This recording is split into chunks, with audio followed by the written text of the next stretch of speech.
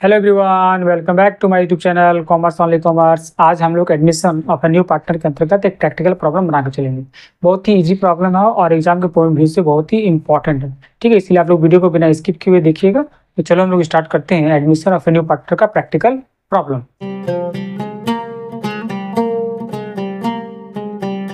तो चलिए as usual सबसे पहले हम लोग क्या करते हैं कि क्वेश्चन को रीड कर लेते हैं, पढ़ लेते हैं, क्योंकि कहा जाता है कि क्वेश्चन में ही आंसर छिपा हुआ होता है। ठीक है, चलो हम लोग सबसे पहले क्या करते हैं, क्वेश्चन पढ़ लेते हैं। क्या बता रहा है कि A and B are partner in firm sharing profit 5:3। यानी ए और बी जो है वो फर्म का पार्टनर है, ओल्ड पार्टनर है। उन लोगों का जो ओल्ड रेशियो 5:3 दे दिया। Their balance sheet as on 31 December 2013 was as under. उन लोगों का बैलेंस शीट दे दिया। सिंडिकेटर 30,000, बिल्स पेबल 30,000, कैपिटल दे दिया 1 लाख, और बी का जो है वो 1.5 लाख रुपये दे दिया। यानी टोटल 2,80,000 रुपये ये लाइबिलिटी साइड का मेरा टोटल आ रहा है। एसेट साइड में मशीनरी दे दिया 1,20,000, स्टॉक दे दिया 80,000, सन्डी debtor 70,000, cash at bank 7,000 and cash in hand 3,000। Total 2,80,000 ये मेरा ओल्ड बैलेंस शीट हो गया। अब एडजस्टमेंट क्या बता रहा, on this date C was admitted as a new partner. इस तारीख को सी जो है वो न्यू पार्टनर आ रहा है। Very good. A B and C's new profit sharing ratio 7:5:4। यानी इन लोगों का जो न्यू प्रॉफिट शेयरिंग रेशियो का वो 7:5:4 होगा। चलिए अच्छी बात है। C will bring ₹1 lakh as capital. C जो है 1 लाख कैपिटल लेके आएगा and ₹48,000 for his share of goodwill. 1 lakh capital लेके आ रहा, 48,000 गुडविल लेके आ रहा। चलिए ठीक है। A and B will draw half goodwill in cash. A और बी ओल्ड पार्टनर लोग क्या कर रहा है कि जो न्यू पार्टनर गुडविल लेके आ रहा है उसका हाफ ये दोनों विड्रॉन कर ले रहा है। अच्छी बात है। Machinery is valued ₹1,50,000, stock 1 lakh and provision for bad debt of ₹10,000 created. यानी मशीनरी 1.5 लाख रुपया हो गया, स्टॉक जो है 1 लाख रुपया हो गया, प्रोविजन फॉर बैड डेट जो है वो 10,000 रुपीज हो गया। तो ये तीनों जो है यानी 4 नंबर जो है इसमें क्या है कि एसेट और लाइबिलिटीज के बारे में बता रहा। नॉर्मली जब भी एसेट या लाइबिलिटीज में कोई भी मूवमेंट या फिर कोई भी रिवैल्यूएशन होता है तो उसके लिए हम लोग क्या करते हैं, रिवैल्यूएशन अकाउंट बना के चलते हैं। तो हम लोग क्या करेंगे, सबसे पहले देखते हैं कि मशीनरी का वैल्यू क्या हो रहा है। मशीनरी का वैल्यू बोल रहा है कि 1.5 लाख रुपया। तो यहाँ पर मशीनरी दिया हुआ था 1,20,000। पुराना बैलेंस शीट में 1,20,000 दिया हुआ था, अब वो 1.5 लाख रुपया हो गया। तो इसका मतलब क्या कि 30,000 रुपये बढ़ गया। तो मशीनरी में 30,000 रुपये बढ़ गया। तो ये मशीनरी में क्या एसेट है, जब एसेट बढ़ता है तो उसको रिवैल्यूएशन अकाउंट का क्रेडिट साइड में लेके चलते हैं। यानी कि हमको यहाँ लिखना है क्रेडिट साइड में बाय मशीनरी करके लिख देंगे। कितना बढ़ा, 30,000 रुपया बढ़ गया। ठीक है, क्लियर।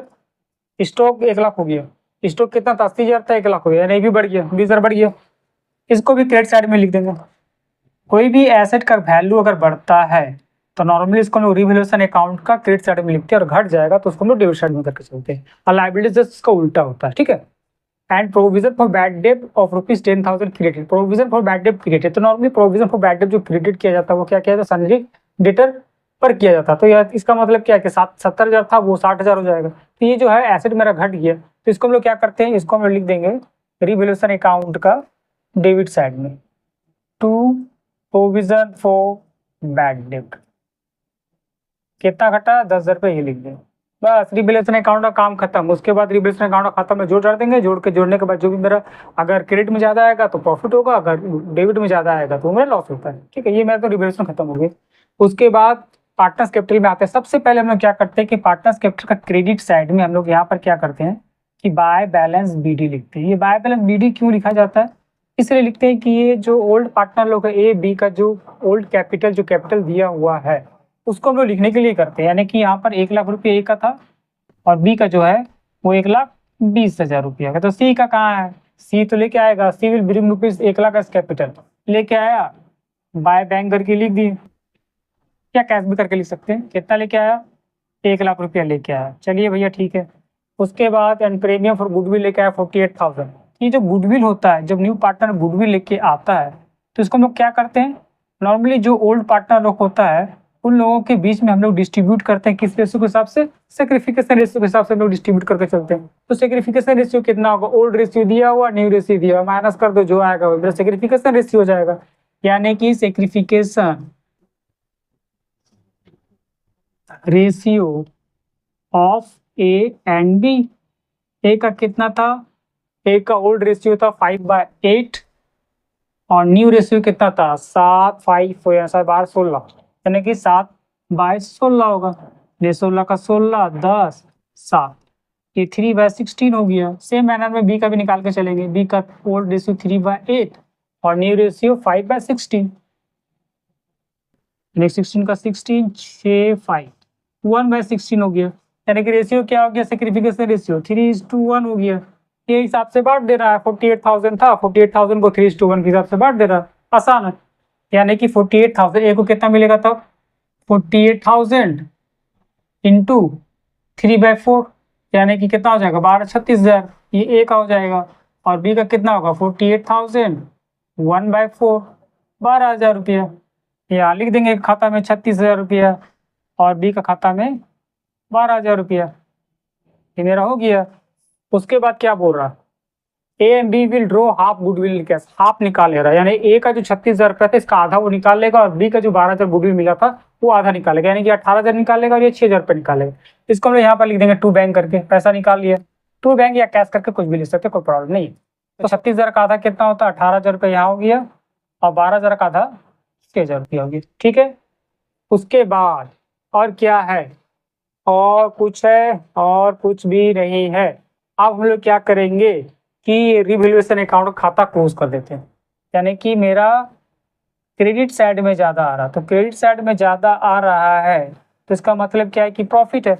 और ये प्रॉफिट जो होता है वो नॉर्मली हम लोग क्या करते हैं कि ओल्ड पार्टनरों के बीच में डिस्ट्रीब्यूट कर देते हैं। ये प्रॉफिट और रिवैल्यूएशन किस रेशियो के हिसाब से, ओल्ड रेशियो के हिसाब से 5:3 के हिसाब से। टोटल आ कितना रहा, 50 में 10 गया, ये 40,000 बचा। 40,000 का 5/8, 40,000 का 5/8 को ए को मिलेगा। यानी कि 5/8 कितना होगा 8, 25,000 ए को मिलेगा और बी को कितना मिलेगा 40,000 का 3/8, यानी कि 15,000 रुपया ये बी को मिल जाएगा। यानी यहाँ हम लोग ए का खाता में लिख देंगे 25,000 और बी का खाता में लिख देंगे 15,000। प्रॉफिट आए चाहे लॉस आए, ओल्ड पार्टनरों में ओल्ड रेशियो के हिसाब से डिस्ट्रीब्यूट करते हैं। तो ये हमको यहाँ पर लिख देना है, क्रेडिट साइड में लिख देना है। प्रॉफिट है, पूंजी बढ़ रहा है, इसीलिए इसको क्रेडिट साइड में लिख देंगे। ए का खाता में 25,000 और बी का खाता में 15,000 रुपये। ठीक है। अब इस सबको क्या करना है, जोड़ देना है। जोड़ देने के बाद मेरा बैलेंसिंग फिगर कितना आएगा, ये 1,00,000 रुपया, इधर सी का आ गया 1,00,000 रुपया, यहाँ पर सी का 1,00,000 रुपया, यहाँ लिख देंगे टू बैलेंस शीट, जो बैलेंसिंग फिगर आएगा। और ये जो बैलेंसिंग फिगर आएगा यही न्यू बैलेंस शीट में पार्टनर लोग का न्यू कैपिटल होगा। ठीक है। सी का 1,00,000 रुपया, बी का कितना होगा 1,20,000 और 12 1,32,000, 1,32,000 और 15 1,47,000। ठीक है। ये 1,47,000 हो गया। 1,47,000 में 6,000 गया तो 1,41,000 रुपया ये मेरा बी का हो गया। उसी तरह का निकालेंगे, ए का कितना था 1,00,000 रुपया प्लस 36,000, 1,36,000 और इधर 5 1,61,000 रुपये टोटल इधर आ रहा है 1,61,000 रुपया, 1,61,000 रुपये, 1,61,000 में से 18,000 गया तो कितना बचा 1,43,000 रुपया। यही इन लोगों का हो गया। अब हम लोग लाइब्रेरी साइड में करना है। लाइब्रेरी साइड में क्या लिख रहा है, सन्ड्री क्रेडिटर 30,000 रुपया दिया हुआ था, इसमें कोई भी चेंजिंग नहीं हुआ है, ना घटा है ना बढ़ा है, तो जितना है उतना ही लिख देंगे हम लोग। सन्ड्री क्रेडिटर्स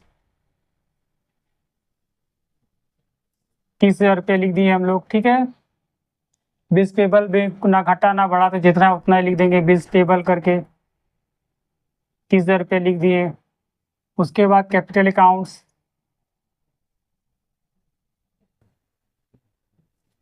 ए बी सी कौन लिखेंगे, ये नहीं लिखना है, ये लिखना है जो पार्टनर्स कैपिटल अकाउंट का जो मेरा बैलेंसिंग फिगर आया है 1,43,000, 1,43,000, 1,41,000 और सी का 1,00,000 कितना हो गया 3,84,000।